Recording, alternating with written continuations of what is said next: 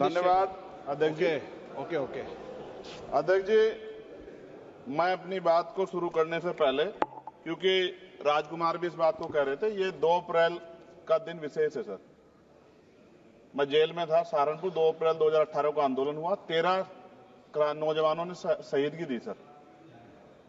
मैं उनको नमन करता हूं सर। और आज फिर 2 अप्रैल है, एक और शहीदगी की तैयारी लग रही। तो मैं उन क्रांतिकारियों को भी आज याद करता हूं जिन्होंने, मुस्लिम क्रांतिकारी जिन्होंने देश की आजादी में योगदान दिया। सर, अंदाजे जमाना कहता है कि मौजे हवा रुख बदलेंगी, अंगारों से गुलशन फूटेगा, शबनम से सरारे निकलेंगी। वक्फ संशोधन विधेयक 2024 संवैधानिक मूल्य एवं सांप्रदायिक सौहार्द के लिए गंभीर खतरा है।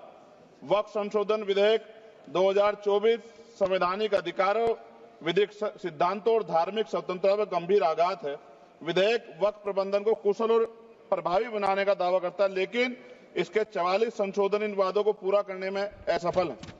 हमारा मानना है कि इस संशोधन से स्पष्टता, साक्ष्य और मूल कारण विश्लेषण का अभाव होगा।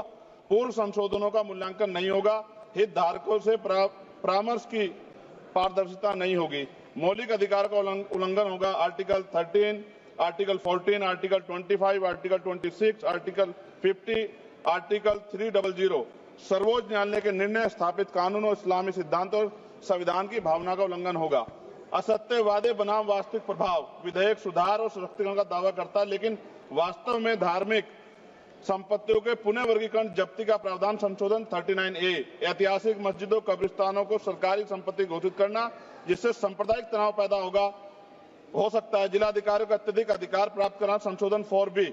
जिलाधिकारी सर सरकार के होते हैं, वो सरकार के हिसाब से काम होते हैं। यहाँ जितने MP बैठे हैं विपक्ष के, इनसे पूछ के देखो कि इनके जिले में क्या हाल है। इनके जिलाधिकारी सुनता नहीं सुनता, MP बैठे हैं, पूछ के देखो विपक्ष के, आपको पता लग जाएगा। सर, धार्मिक विशेषज्ञता या समुदाय की सलाह के बिना निर्णयों से संपत्ति विवाद और विश्वास की कमी उत्पन्न होगी। ट्रिब्यूनल की शक्ति कमजोर करना और मुस्लिम प्रतिनिधित्व हटाना, संशोधन 10B।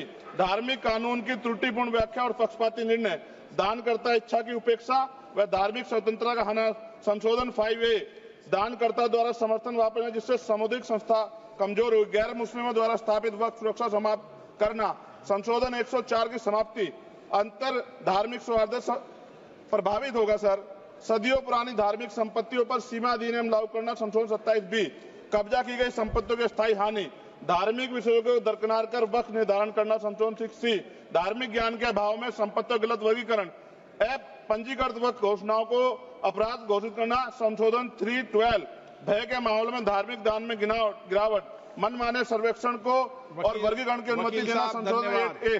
धन्यवाद वकील साहब। सर, अभी पूरा दो जाने दो। सारी धाराएं पढ़ दोगे आप तो? सर, 2 मिनट में खत्म करूंगा और ये इंपॉर्टेंट है सर, मौका दीजिए सर। बिना जवाबदेही के बड़े पैमाने पर वक्फ संपत्तियों का पुनः वर्गीकरण, प्रशासनिक भ्रम और प्रभावशीलता को नुकसान पहुंचा, संशोधन 12D। कानूनी विवादों और कुप्रबंधन को वक्फ बोर्डों की विश्वसनीयता का नुकसान, अस्पष्ट आधारों पर राज्य द्वारा वक्फ बोर्ड को भंग करने का अधिकार, संशोधन 3C। राज्य के व्यापक विरोध प्रदर्शन, धार्मिक रक्षा का लक्ष्य, सार्वजनिक हित के नाम पर वक्फ प्रशासन पर पूर्ण नियंत्रण, संशोधन 37C2। व्यापक स्तर पर अशांति विरोध प्रदर्शन, कानून व्यवस्था गंभीर स्थिति।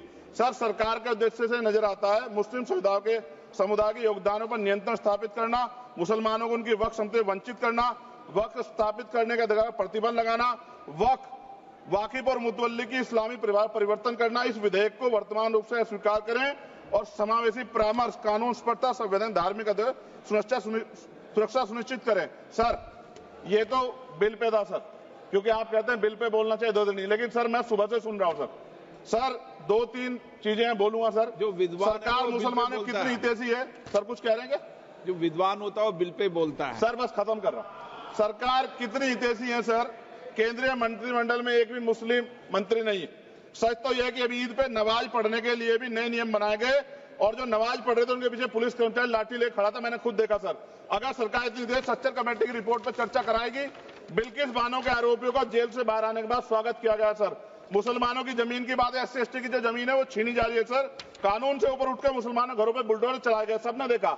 सुरक्षा की बात करते हैं, लिंचिंग की गई, मुसलमान मारे गए सर। कावड़ यात्रा में गरीबों के ठेलों पे सुप्रीम कोर्ट ने ऑर्डर किया कि नाम मत लिखवाओ, देश को मत तोड़ो। अंत में सर बात निकली है तो दूर तक जाएगी। पार्टी सरकार के नेता यात्रा निकाल के कहते हैं मुसलमानों को भगाओ, और कहीं एक मुस्लिम एमपी पिछली बार सर उनको क्या क्या शब्द निकले, कोई निंदा नहीं हुई सर, और उसका प्रमोशन हुआ। और कभी आपके नेता कहते हैं सरकार गोली मारो, और आप हिंदू राष्ट्र की बात करते हैं सर। मेरा यह कहना है सर, मैं इसका पुरजोर विरोध करता हूं और अपनी एक शायरी के साथ खत्म करूंगा। तो बहुत सुनी मैंने आज दोनों तरफ, जब तक ना बदले जालिम हुकूमत का मिजाज, एहतजाज एहतजाज एहतजाज, और ये तब तक रहेगा जब तक सर अपनी सरकार सोच नहीं होती। धन्यवाद सर।